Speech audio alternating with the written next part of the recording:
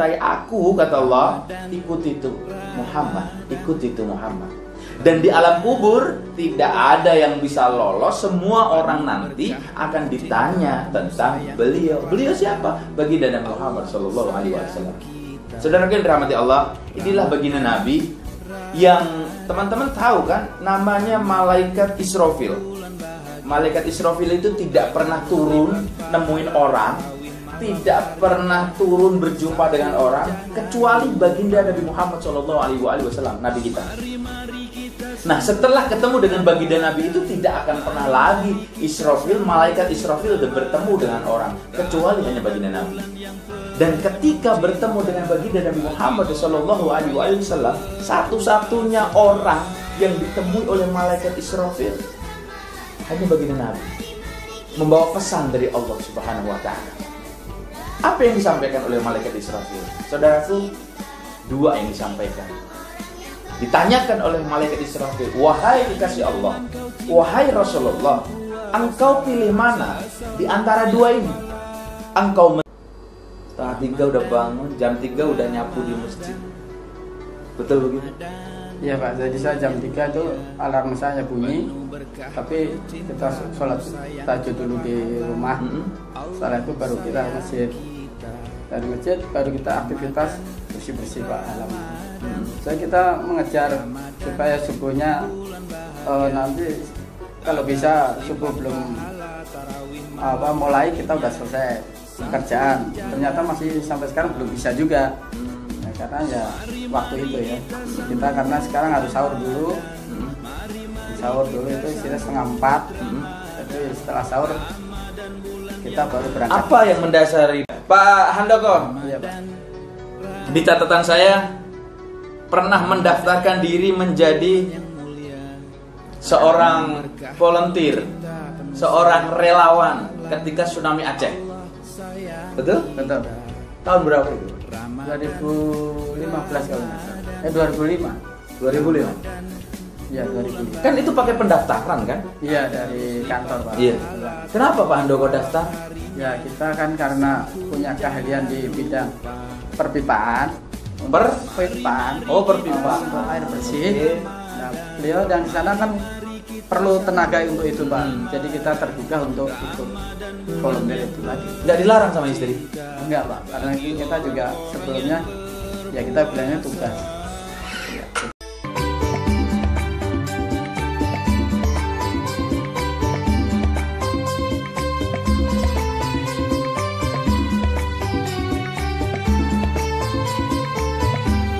Bismillahirrahmanirrahim. Assalamualaikum warahmatullahi wabarakatuh. Alhamdulillah, alhamdulillah wa syukrulillah wa la haula wa la quwata illa billah. Asyhadu an la ilaha illallah wahdahu la syarikalah wa asyhadu anna Muhammadan abduhu wa rasuluhu la nabiyya ba'dah. Allahumma salli wa sallim wa barik ala sayyidina wa habibina wa syafi'ina wa qurrati a'yunina wa uswatina wa maulana Muhammadin. Allahumma salli ala Muhammad wa ala ali Muhammad. Bismillahirrahmanirrahim. Qul in kuntum tuhibbunallaha fattabi'uni yuhibbukumullah wa yaghfir lakum dzunubakum wallahu ghafurur rahim. Shadaqallahu adzim. Saudara-saudaraku yang dirahmati Allah, para pemirsa dimanapun Anda berada, para pecinta Allah, para pecinta Rasulullah, dan para peziarah Baitullah, mudah-mudahan Allah senantiasa memberikan kepada kita semua kesehatan, keselamatan, kebahagiaan, kesuksesan, dan kemuliaan dunia dan akhirat. Yang sakit cepat sembuh, yang lagi kesulitan ekonomi dikasih rezeki yang banyak, yang berkah, yang thayyib, yang belum dapat jodoh solih solihah, yang belum punya keturunan dapat keturunan solih solihah, yang belum punya rumah punya rumah, yang belum punya mobil punya mobil, yang belum punya motor dapat motor, yang banyak utangnya mudah-mudahan juga semuanya cepat lunas ya. Yang belum punya utang jangan utang lagi ya, mudah-mudahan semuanya dimudahkan oleh Allah Subhanahu wa taala. Salawat serta salam kepada baginda Nabi Agung, Nabi besar, Nabi Muhammad sallallahu alaihi wasallam. Ya Nabi, salam alaika, ya Rasul, salam alaika. Saudaraku yang rahmat Allah, bertemu lagi dengan saya Fauzi Iksan di program Ramadan bersama Rasulullah yang dipersembahkan oleh Majelis Cinta Rasulullah dan disponsori oleh PT Arminareka Perdana antara Anda dan Baitullah. Kali ini kalau kita juga berbicara tentang baginda Nabi Muhammad SAW dalam konteks Ramadan bersama Rasulullah, kenapa sih kita kok bicaranya tentang Nabi Muhammad, Rasulullah? Kok nggak langsung ke Allah? Karena tidak bisa, nggak bisa langsung ke Allah. Seperti apa yang disampaikan oleh Allah Subhanahu Wa Taala. Qul in kuntum tuhibbunallaha fattabi'uni yuhibbukumullah. Kalau kalian mencintai aku, kata Allah, ikuti itu Muhammad, ikuti itu Muhammad. Dan di alam kubur tidak ada yang bisa lolos. Semua orang nanti akan ditanya tentang beliau. Beliau siapa? Baginda Nabi Muhammad sallallahu alaihi wasallam. Saudara yang dirahmati Allah, inilah baginda Nabi yang teman-teman tahu kan, namanya malaikat Israfil. Malaikat Israfil itu tidak pernah turun nemuin orang, tidak pernah turun berjumpa dengan orang kecuali baginda Nabi Muhammad sallallahu alaihi wasallam, Nabi kita. Nah, setelah ketemu dengan baginda Nabi itu tidak akan pernah lagi malaikat Israfil bertemu dengan orang kecuali hanya baginda Nabi. Dan ketika bertemu dengan baginda Nabi Muhammad sallallahu alaihi wasallam, satu-satunya orang yang ditemui oleh malaikat Israfil hanya baginda Nabi, membawa pesan dari Allah Subhanahu wa taala. Apa yang disampaikan oleh malaikat Israfil? Saudaraku, dua yang disampaikan. Ditanyakan oleh malaikat Israfil, wahai kekasih Allah, wahai Rasulullah, engkau pilih mana di antara dua ini? Engkau menjadi nabi dan menjadi hamba, artinya hamba ini manusia biasa, atau yang kedua, engkau memilih menjadi nabi dan raja. Teman-teman, kemudian baginda Nabi Muhammad SAW melirik malaikat Jibril. Kemudian Jibril juga mengedipkan ada sebuah kode di antara Nabi Muhammad SAW beserta malaikat Jibril. Dan kemudian Nabi Muhammad SAW menjawab. Ditangkap pesan dari malaikat Jibril bahwa biarlah kita yang merendahkan diri. Akhirnya Nabi Muhammad SAW mengucapkan, aku memilih menjadi nabi dan menjadi hamba. Kemudian malaikat Israfil pun tersenyum.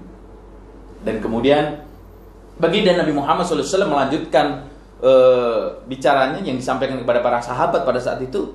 Dulu ketika aku memilih menjadi nabi dan menjadi raja, maka semua gunung-gunung akan berubah menjadi gunung emas, termasuk yang ada di negara kita.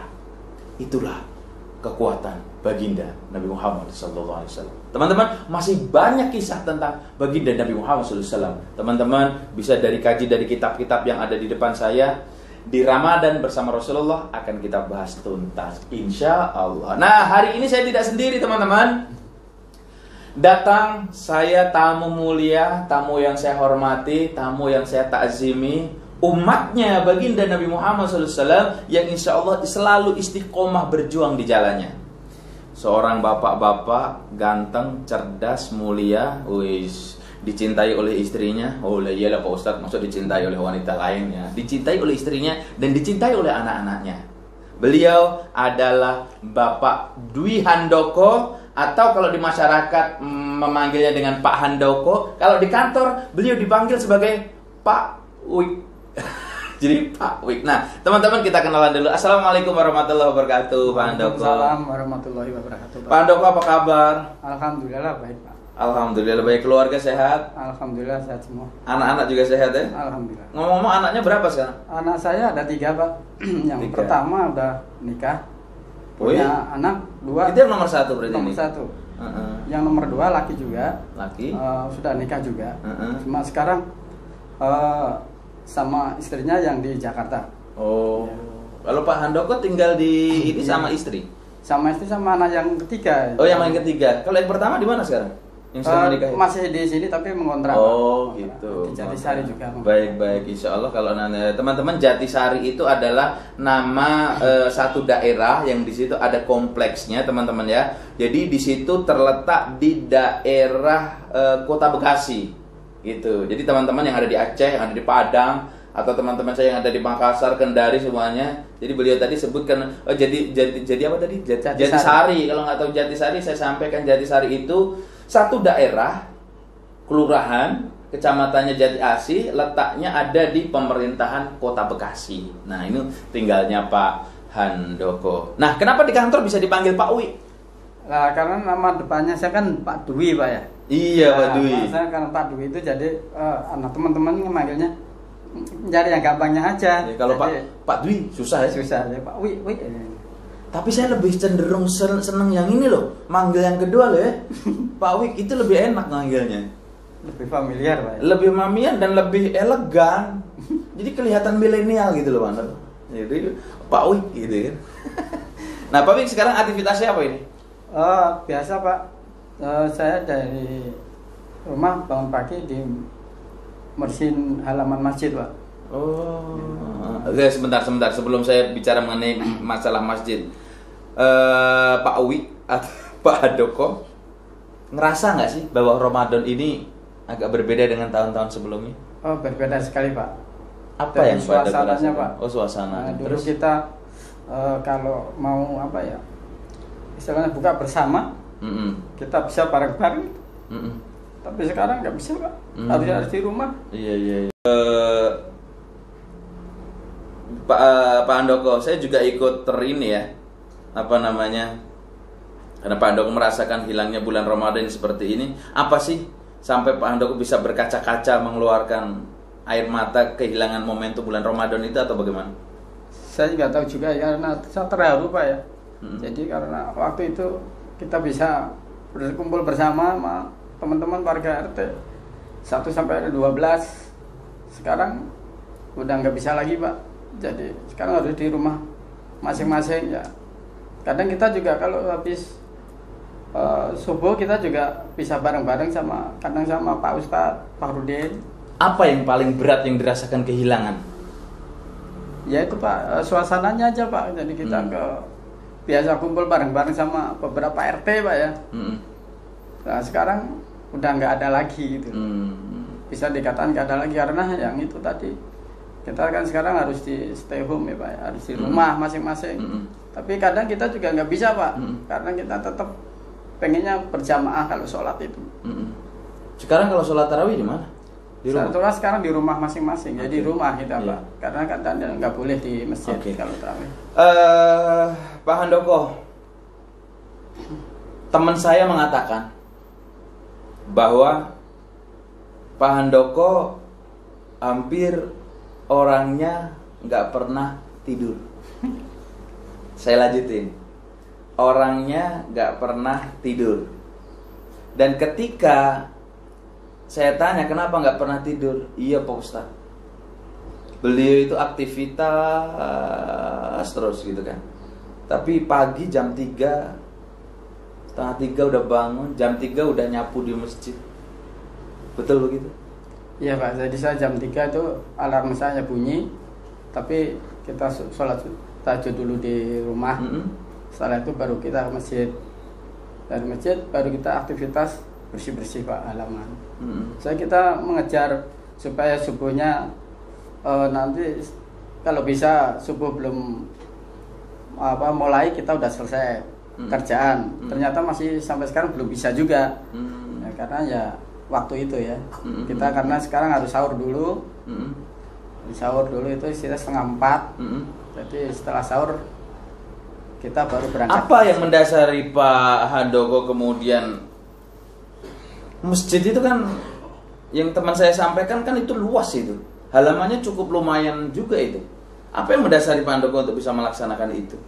Ya karena kita rutinitas, Pak, ya, kita sehari-hari ya kita seperti biasa aja gitu. Memang dulu awalnya saya bantu istri aja, Pak. Istri saya kan sampai sekarang kan bekerjanya di yayasan, Pak ya. Itu ada TK. Jadi ada beberapa ruangan yang harus dia bersihin. Nah, saya sekedar bantu, awalnya saya bantu membersihin halaman aja.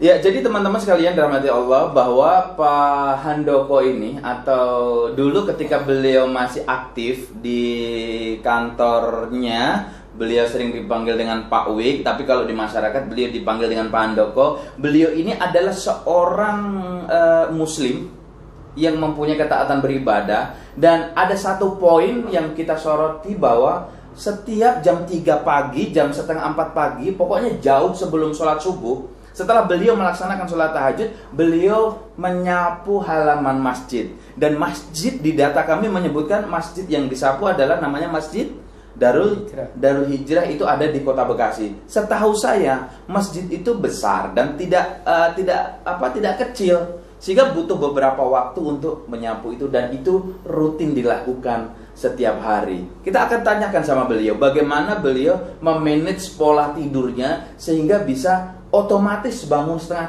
3, jam 3 seperti biasanya, kemudian melakukan aktivitas untuk nyapu halaman masjid. Pak Handoko, Iya, Pak. gimana ngatur waktu tidurnya? Ya itu karena kita ada alarm, Pak. Jadi alarm kita setel jam 3 pagi. Kita tidur di samping alarm itu. Begitu alarm bunyi kita bangun. Karena itu udah kebiasaan tiap hari kita lakukan. Kayak ada otomatis kita dibangunkan gitu loh, Itu Pak. dia. Saya pikir bukan karena alarmnya. Saya pasang alarm. Bahkan alarm yang ada yang begini nyampuin muka. Tapi karena memang ini nggak bangun.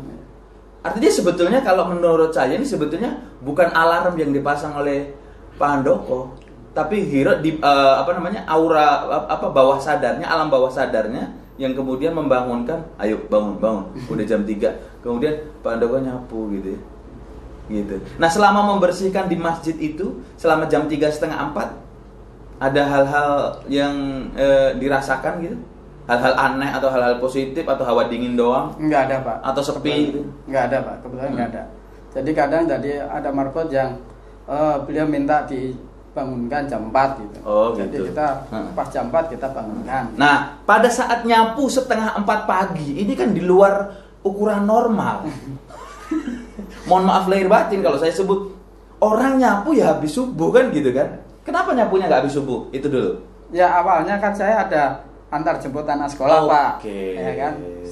Jam 6:45 terus kita harus berangkat. Masya Allah. Mengantar anak sekolah.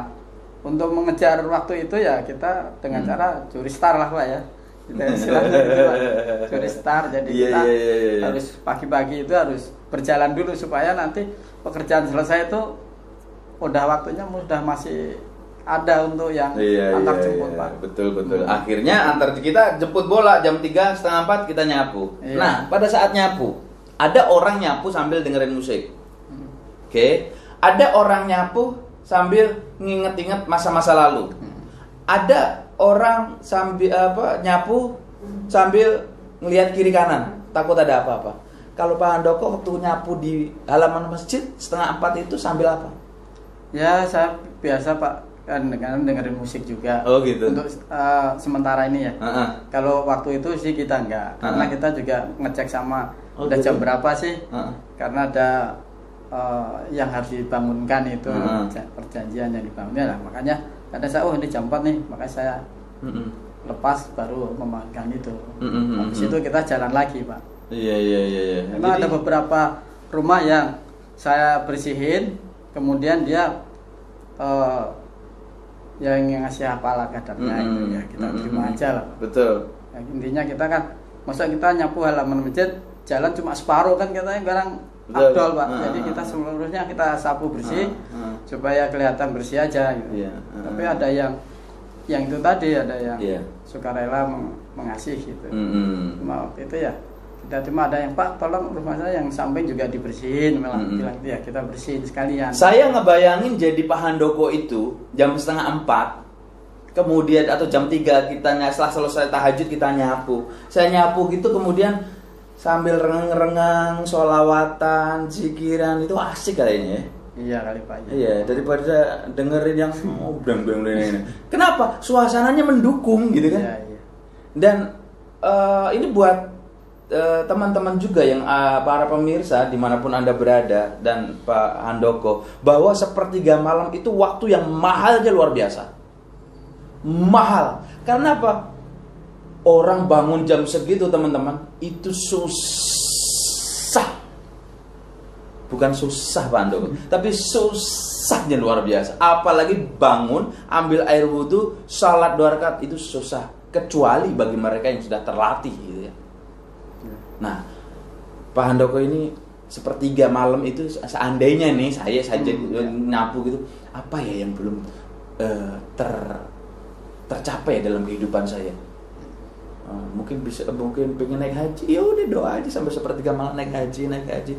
Allah kita tidak tahu, nobody knows what will happen, di apa yang akan terjadi di depan, gitu kan?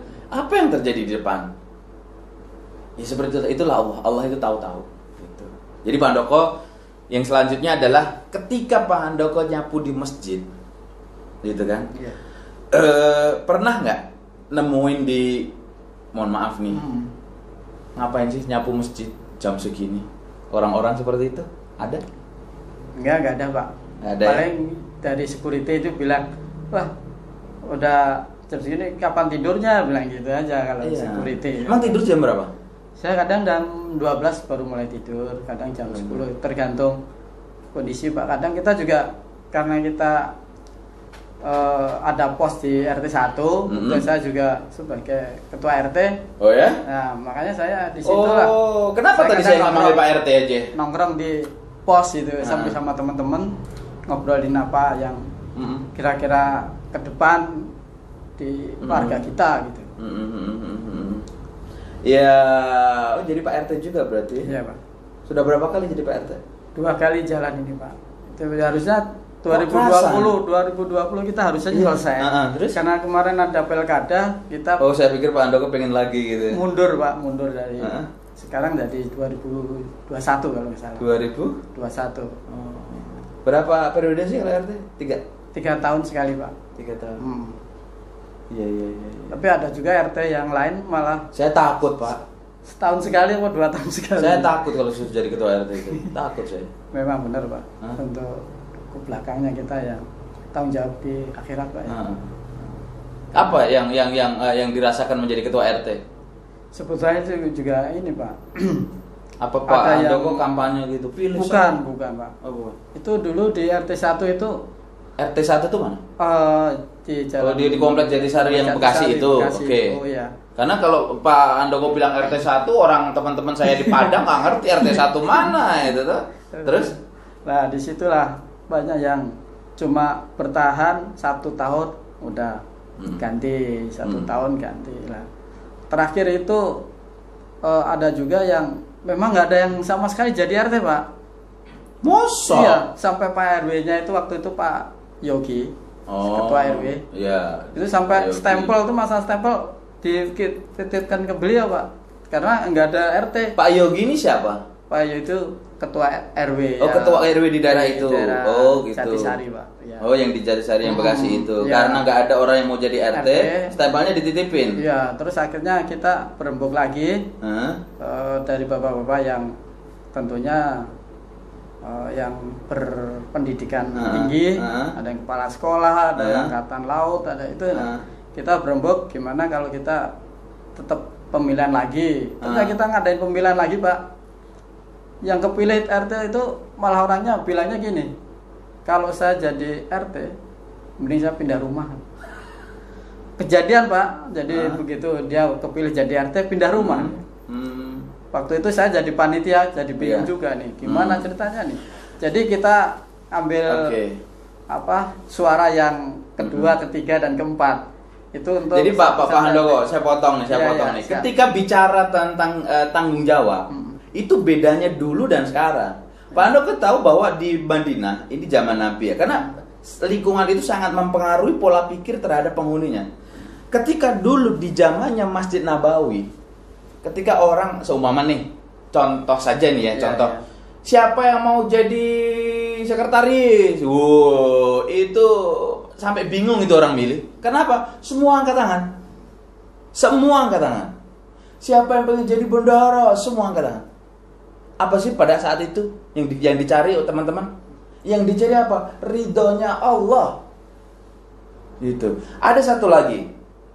Ketika pemilihan apa? Pokoknya orang dulu itu dengan orang zamannya Kanjeng Nabi, sahabat, para tabiin, mereka selalu mencari apa yang dilakukan oleh baginda Nabi Muhammad SAW, mereka harus lakukan, gitu kan? Jadi mereka ngambil sunnahnya. Nah, begitu juga para sahabat yang ngikutin. Nabi pengen begini, gini.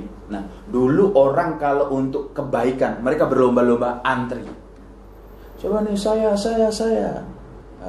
Kalau di tempat saya kan jauh. Saya di Jawa Tengah jauh, pokoknya jauh. Itu ini ngumpet. Wah, nggak datang bisa nggak datangnya. Akhirnya apa?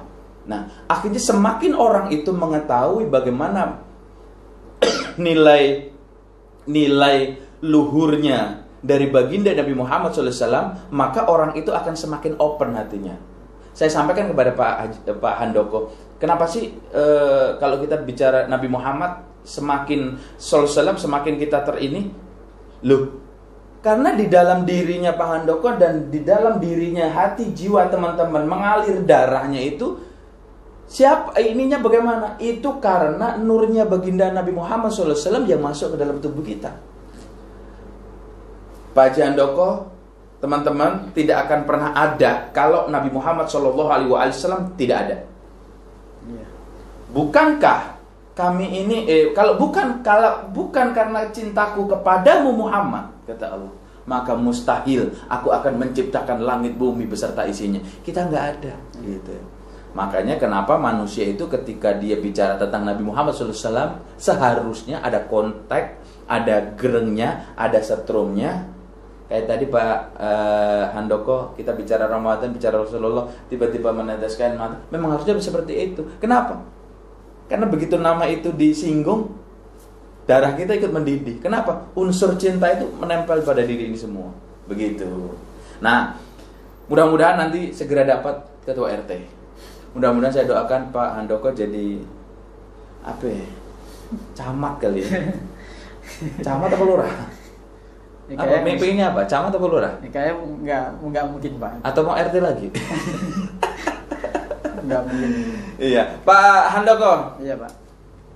Di catatan saya pernah mendaftarkan diri menjadi seorang volunteer, seorang relawan ketika tsunami Aceh. Betul? Betul. Tahun berapa itu, Pak? 2015 kalau nggak salah. 2005. 2005. Iya, 2005. Kan itu pakai pendaftaran kan? Iya, dari kantor, Pak. Iya. Kebetulan. Kenapa Pak Handoko daftar? Ya, kita kan karena punya keahlian di bidang perpipaan. Perpipaan. Oh, perpipaan. Untuk air bersih. Okay. Nah, beliau dan di sana kan perlu tenaga untuk itu, Pak. Jadi kita tergugah untuk ikut volunteer itu tadi. Nggak dilarang sama istri? Enggak, Pak. Karena itu kita juga sebelumnya ya kita bilangnya tugas. Ya, tugas dari kantor, Pak. Oh, gitu. Dari kantor. Tapi kalau memang suami istri karena alasan cinta mau dipisah kemanapun juga tetap aja ya. Nggak akan sama ya. Ini istri kalau nonton, ya Bu, ini bapaknya tahu-tahu ke Aceh. Gimana perasaannya Pak Handoko sampai di Aceh itu? Ya, waktu di Aceh kebetulan saya ada rombongan dari PBB, Pak ya, dari Temes Pamjaya. Jadi dia di sana itu dari perwakilan itu ya, istilahnya perwakilan dari Inggris. Nah, kebetulan dia membawa alat-alat untuk penyulingan air, Pak. Ya, jadi kita berangkat bareng-bareng ke sana. Terus kita di training sekaligus di tempat. Terus baru kita lakukan pengoperasiannya. Pak Handoko pergi ke daerah-daerah yang bertemu dengan para korban gitu? Iya, Pak. Jadi saya base camp saya di Banda Aceh.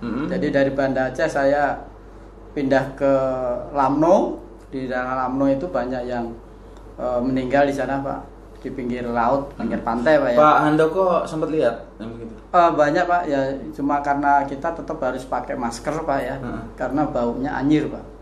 Bau bangkai. Maaf, Pak Handoko yang di pantai, mohon maaf, yang meninggal itu Pak Handoko lihat? Lihat, Pak. Jadi banyak yang tidak berpakaian, Pak ya. Jadi yang gosong, ada yang itu karena gosong. Iya, karena itu, Pak. Kata orang-orang sana itu panas katanya, Pak. Apanya yang panas? Airnya panas, Pak. Waktu tsunami itu? Jadi itu begitu dia tsunami berjalan itu, jadi pohon-pohon yang dari pohon kelapa aja banyak yang gosong Pak. Padahal pohon kelapa kan tinggi Pak ya, itu banyak yang gosong, jadi kayak kena api gitu. Pak Handoko ketika melihat mayat-mayat bergelimpangan di pantai gitu gosong, nggak pakai busana, apa yang terfikirkan? Ya itu kita terharu aja Pak. Jadi kita terharu sama teman-teman. Jadi kita memang kita nggak boleh untuk mengangkat itu yang namanya mayat Pak. Oh nggak boleh? Nggak boleh Pak, karena itu udah ada SOP-nya. SOP-nya. Jadi kita tetap cuma melihat aja, terus kita cari tempat untuk. Sempet nggak? Mohon maaf, sempet nggak kebayang besok kalau aku mati bagaimana? Saya waktu juga di Aceh itu? Enggak. Saya pernah juga ini Pak. Ada berita susulan, tsunami susulan Pak. Kita waktu itu masih di base camp. Kebetulan itu memang tinggi banget getarannya Pak ya. Oh ada gempa lagi? Gempa lagi. Okay. Sana tiap hari ada gempa Pak. Cuma nggak kenceng-kenceng amat lah ya. Ya kalau itu sih terlalu kenceng, makanya kita di depan base camp itu ada beberapa warga yang lari-lari karena tsunami. Nah kita juga agak ternyata memang apa ya, grogi juga Pak. Jadi kita was-was juga, ya benar. Kita akhirnya bawa mobil keluar, kita beberapa teman keluar semua, terus sebagian di rumah tetap stay di pos itu. Bahkan kita berangkat naik mobil Pak. Berapa lama Pak Handoko ada di Aceh? Sekitar kurang lebih 2 bulan Pak. 2 bulan, luar biasa. Nah, setelah kembali, kemudian tidak berangkat lagi ke sana? 2 bulan itu jangka waktunya khusus untuk 1 bulan dulu. Kita stay di rumah 2 minggu, baru suruh berangkat lagi. Oke. Menjadi pengalaman yang sangat indah. Itulah yang dinamakan ayat-ayat kauniyah. Ayat-ayat kauniyah adalah segala sesuatu yang ada di alam teman-teman, yang dipertontonkan kepada kita semua, termasuk tsunami, termasuk gunung meletus. Kalau ayat-ayat kauliyah, ayat-ayat yang tertulis di dalam Al-Quran, maka Iqra bismi rabbikal ladzi khalaq, baca dengan nama Tuhanmu. Sesungguhnya setiap yang kita lihat, disitulah wajah agungnya Allah Subhanahu Wa Taala, disitulah ayat-ayatnya Allah berbicara. Hanya kadang kadar otak kita ini tidak mampu untuk menangkap signal-signal itu. Gitu. Jadi Pak Handoko, ini pengalaman yang sangat luar biasa. Nggak gampang loh untuk bangun jam 3. Bener itu, saya sampaikan. Teman-teman, ayo, sudah berapa lama nyapu di masjid? Ada 1 tahun? Wah lebih Pak. 2 tahun? Lebih. Bisa berapa ya? Kira-kira bisa 5 tahun ke atas. 5 tahun pemirsa. 5 tahun setiap hari jam 3:30 nyapu di masjid. Kemudian ke Aceh jadi ketua RT 2 kali. Yang pertama nggak ada yang mau jadi ketua RT. Ini pengalaman hidup yang luar biasa. Terakhir Pak Handoko, apa cita-cita yang belum kesampaian seumur Pak Handoko? Ada sesuatu yang ingin dicapai? Sebetulnya saya tuh pengen yaitu mau berangkat haji Pak. Amin, Sama amin. Istri itu kan. Cuma kemarin itu kita masih berpikiran takut nggak bisa nabungnya itu loh Pak. Ya nggak bisa nabungnya untuk ngumpulin, karena setiap tahun itu biaya untuk naik haji kan naik terus Pak. Nah kita itu jadi ragunya di situ. Saya jawab gitu ya. Teman-teman, ini Pak Handoko punya cita-cita pengen naik haji, tapi kekhawatiran beliau sebagai seorang manusia wajar, tapi ini harus kita selesaikan Pak Handoko, bahwa Allah itu tidak memanggil orang-orang yang mampu. Allah untuk datang ke rumahnya tidak memanggil orang-orang yang mampu. Ini patut digarisbawahi, bukan orang-orang yang kaya. Tetapi Allah memanggil orang-orang yang memang benar-benar merasa terpanggil oleh panggilan Allah. Dengan cara apa? Dengan dia cara serius. Pak Haji Handoko, saya jadi pembimbing haji sudah entah berapa tahun. Saya alhamdulillah diberikan Allah setiap bulan tinggal di Mekah, setiap bulan umroh. Saya tidak pernah bermimpi seperti itu. Kenapa? Itu tadi, makanya tadi kuncinya pada saat Pak Handoko tadi bernyapu, Udhu'uni astajib lakum, berdoalah maka saya akan kabulkan. Atau kullu kalam ad-du'a. Kullu kalam ad-du'a, yang kau ucapkan itu adalah doa. Maka nyapu itu daripada kita nyapu sambil alamat palsu, sambil apa itu iya begitu tadi. Ya Allah, haji ya Allah, haji ya Allah. Begitu kita mengatakan itu, alam menangkap signal itu, kemudian alam membawa pesan ini menuju ke arsy Allah sepertiga malam loh. Jadi Pak Handoko, saya membimbing haji itu sudah beberapa kali, dan banyak Indonesia khususnya, saya bicara Indonesia. Mereka orang yang nggak mampu banyak sekali, tapi mereka dimampukan oleh Allah. Kalau kita sudah terpanggil, siapa yang memampukan? Yang memampukan Allah. Teman-teman yang dirahmati Allah, optimis. Walaupun tidak ada perintah untuk mencari nafkah untuk haji, tapi ketika kita nabung untuk haji, kita serius, kita nabung, Allah panggil kita, Masya Allah, status kita diangkat oleh Allah Subhanahu Wa Taala, kita menjadi haji. Jadi pesan saya untuk Pak Handoko beserta Ibu dan teman-teman semua, haji umroh itu adalah benar-benar panggilan Allah. Kalau Pak Handoko datang ke rumah saya, orang saya nggak panggil, dia udah mau berangkat, dia pakai mobil yang paling bagus, pintu gerbang saya kunci, dia datang ke rumah, ketemu satpam di depan rumah saya, mau cari siapa? Mau cari Pak Ustadz. Ada janji nggak? Nggak ada. Ada ini nggak? Kalau saya nggak mau, orang saya mau pergi, Pak Handoko tetap nggak boleh masuk, orang saya mau pergi, nggak ketemu. Tapi kalau saya yang butuh, Pak Handoko, tolong ke rumah saya. Pak Ustadz, kalau rumah Pak Ustadz tuh jauh, di Solo. Tenang Pak Handoko, Pak Handoko nanti saya beliin tiket pesawat. Ya, masa berangkatnya doang, pulangnya saya nggak punya. Saya beliin PP Pak Handoko. Lantar Pak Ustadz ngajak ngobrolnya lama, saya di sana nggak ada saudara, nginep di rumah Pak Ustadz gak enak, saya sediain hotel. Gitu kan? Ya mohon habis Solo nanti saya ditagih istri saya, nanti nggak bawa oleh-oleh gimana? Saya beliin oleh-oleh. Lah kan saya ninggalin kerja itu Pak Ustadz. Nanti saya iniin, saya ganti. Itu kalau saya mau. Begitu juga Allah, Pak. Teman-teman, begitu juga Allah. Ketika Allah sudah panggil, nggak punya duit loh. Banyak orang berangkat orang ini, Masya Allah. Mudah-mudahan ini menjadi inspirasi buat kita. Amin. Pak Handoko, ya, Pak. Salam hormat saya buat istri, ya, Pak. Buat anak-anak, ya. Mudah-mudahan anak-anaknya semuanya salih salihah, menjadi kebanggaan orang tuanya. Amin. Yang dapat memberikan surga terbaik buat kedua orang tuanya. Amin. Baik surga dunia maupun surga akhirat. Amin. Dan ketika nanti Pak Handoko beserta Ibu sudah dipanggil oleh Allah Subhanahu Wa Taala, anaknya tidak henti-hentinya untuk melafazkan doa yang ditujukan kepada orang tuanya. Amin. Mudah-mudahan Pak Handoko beserta Ibu menjadi pasangan abadi, pasangan dunia, pasangan akhirat, kumpul di surga bersama dengan Kanjeng Nabi Muhammad SAW. Mudah-mudahan setiap gerakan sapu yang berada di pelataran masjid yang Pak Handoko sapu, semuanya tercatat sebagai tasbih-tasbihnya Allah, tasbih-tasbih dari Allah Subhanahu Wa Taala. Setiap gerakan sapunya adalah penggugur dari dosa-dosanya Pak Handoko, dan semua yang dilakukan Pak Handoko adalah pintu untuk menuju surganya Allah Subhanahu Wa Taala. Nanti di akhirat Allah izinkan Pak Handoko satu komplek bersandingan dengan para syuhada, dengan para syuhada Uhud, dengan para sahabat, dan berkumpul bersama Nabi Muhammad SAW.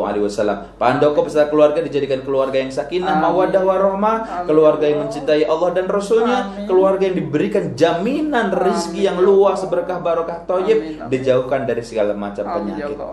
Sekali lagi, Allah mudahkan, Allah kabulkan doa kita semua. Nah teman-teman yang dirahmati Allah, saya Fauzi Ihsan, inilah akhir dari perjumpaan kita Ramadan bersama Rasulullah. Program ini dipersembahkan oleh Majelis Cinta Rasulullah dan disponsori oleh PT Armina Reka Perdana antara Anda dan Baitullah. Teman-teman, semua pendapatan, semua pemasukan yang masuk dari program Ramadan bersama Rasulullah, semuanya entah itu sponsor, entah itu dari siapapun, semuanya akan kami gunakan untuk saudara-saudara yang kita tidak mampu, yatim, fakir miskin, duafa, dan saudara-saudara kita yang kena dampak COVID-19. Maka teman-teman, dengan Anda membantu like ataupun subscribe, Anda sudah membantu kami untuk melebarkan jalan dakwah ini. Sekali lagi, jangan lupa subscribe channel Fauzi Ihsan. Saya Fauzi Ihsan beserta segenap kru Ramadan bersama Rasulullah dan tentunya mewakili Bapak Dwi Handoko mengucapkan terima kasih. Sampai bertemu lagi di episode yang akan datang hanya di Ramadan bersama Rasulullah. Fauzi Ihsan wa'alafu minkum. Assalamualaikum warahmatullahi